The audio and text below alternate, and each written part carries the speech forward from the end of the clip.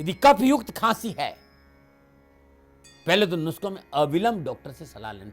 खांसी में तो लापरवाही करनी नहीं, क्योंकि खांसी ज्यादा होती तुरंत टीबी की शिकायत का संकेत नजर आता है। इसलिए कोई भी कफ गिर आ रहा हो या खांसी हो, तुरंत डॉक्टर को दिखाइए। सरकारी अस्पताल निःशुल्क दवा देता है, लेकिन साथ में ये नुस्खे भी आपके लिए बड़े लाभकारी रहेंगे। यदि कफ युक्त खांसी है तो 3 रत्ती सीतोपलादी चूर्ण को शहद में मिलाकर सेवन करिए, बड़ा लाभ मिलेगा।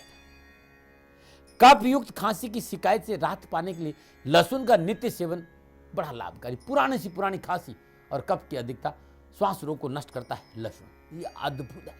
टुकड़े कर दीजिए, सुबह सुबह उठिए जल्दी, छोटे छोटे टुकड़े करके निगल जाइए, बड़ा लाभकारी।